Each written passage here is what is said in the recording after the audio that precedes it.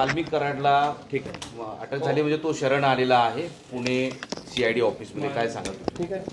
मला आपल्याकडूनच कळतंय, मी माझी सकाळी 10:30 वाजतापासून मीटिंग होती.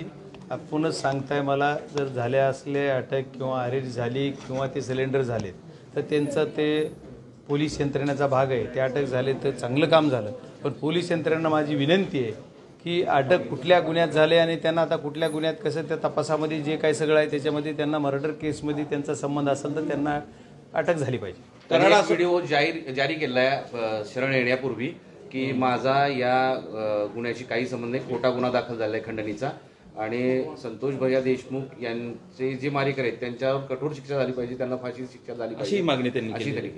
त्यांनी मागणी काय करावी हा त्यांचा अधिकार आहे आणि तपासामध्ये काय पूर्ण पारदर्शक तपास करणं हा CIDकडे तपास असल्यामुळे CIDचं काम आहे. पण आता आपण सर्वजण माध्यमाशी बघतोय तर ते एवढा 23-24 दिवस डिक्लेअर करायला का लागले? जर तसं होतं तर मग 23 पहिल्या क्षणालाच करायचं ना. जे 11 तारखेला गुन्हा झाला, आज 20 दिवस झाले, 20-22 दिवस गुन्हा जो खंडणीचा होऊन त्या दिवशी त्याने डिक्लेअर करायचं ना. मग बाहेर कशाला पळले? तरी करायचंच होतं डिक्लेअर त्या दिवशी करायचं. जर केलं असेल तर मला माहित नाही. पण त्याच्यामध्ये त्यांनी एक वाक्य वापरलं की राजकीय दोष, दबाव, सरकार कुणाचं, दबाव कुणाचा, राजकीय दोष कुणाचा, सगळं उघड्या डोळ्यानं बघते. त्याच्यामुळे राजकीय दोष कुणाचा आहे? कोण राजकीय दोष देते? आता राजकारणात 3 पक्ष सरकारमध्ये येते, 3 पक्षाचे सगळे हे करले. मी थोडा एकटा बोलतोय, माझा आमदार थोडा बोलतोय. आम्ही सगळे तुमचे भारतीय जनता पार्टीचे आमदार 2 आहेत ते दोन्ही बोललेत, राष्ट्रवादीचे 3 आमदार आहेत अजितदादा गटाचे ते बोललेत. परत आज इथं आमच्या त्या मोर्चाला भारतीय जनता पार्टीचे अभिमन्यू पवार होते. परत तुमच्या आमच्या अण्णासाहेब पाटील महामंडळाचे नरेंद्र पाटील ते पण होते. म्हणजे एवढे सर्व पक्षाचे लोक बोलतात ना. मग कुणी मग ह्यांच्या पक्षाचे लोकही बोलतात ना. मग ते राजकीय दोष त्यांचा आहे काय? मग त्यांचे मिळणं आहे काय?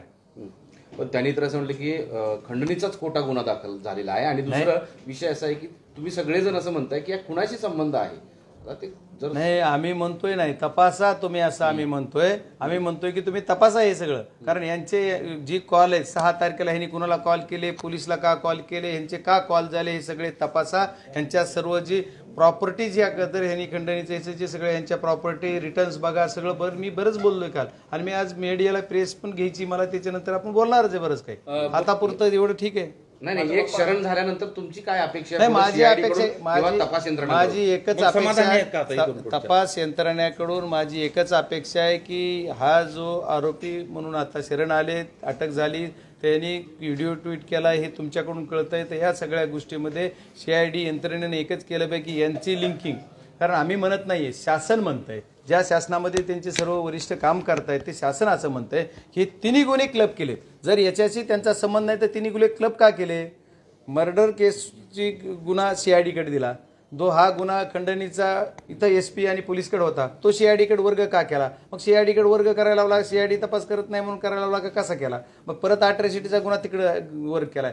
3 गुन्हे क्लब करून तपासणी चालू आहे. याचा अर्थ याचा परस्पर कुठंतरी संबंध असला पाहिजे आणि त्याच्यासाठी त्याची तपासणी कसून चौकशी झाली पाहिजे. इथं साधं थापड तुपड दिली तर LCB उचलतंय, काय काय करतंय. मग एवढे दिवस पुण्यात होते तर मग ते आले कसे नाही, सापडले कसे नाही, खूप मोठे मुद्दे आहेत त्याच्यात. मग एवढ्या गोष्टी सगळ्या ह्या दुधावर पाणी का पाणी तपासात CID करत. मात्र यामध्ये तुम्ही हत्येचा गुन्हा दाखल करा, अशी मास्टर माइंडवरती हत्येचा गुन्हा दाखल करा अशी मागणी मी कालपासून नाही, पहिल्या दिवशी पहिल्या क्षणाला मी जी बाईट दिली तेव्हापासून म्हणतोय.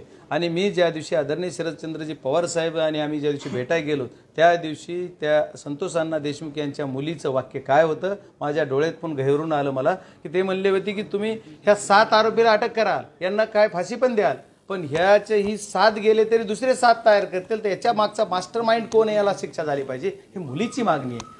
त्या लेकराला न्याय मिळवून देणं, लोकप्रतिनिधी म्हणून आमचं त्याच्याशी काम करणं ही आमची जबाबदारी आहे. म्हणून आम्ही सर्वजण ही मागणी करतोय की जर मास्टर माइंड ह्याच्यात जी कोण आहे त्याला तपासा.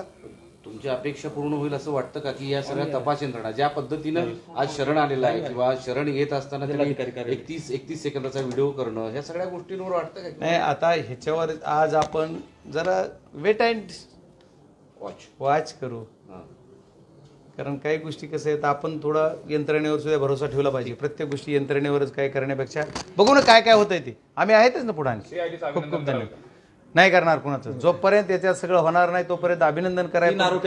त्यांनी जोपर्यंत सर्व आरोपी अटक होत नाहीत आणि याचा खरा मास्टर माइंड कोण आहे तो जनतेसमोर येत नाही तोपर्यंत अभिनंदन करायसारखी प्रत्यय वाटत नाही. धन्यवाद.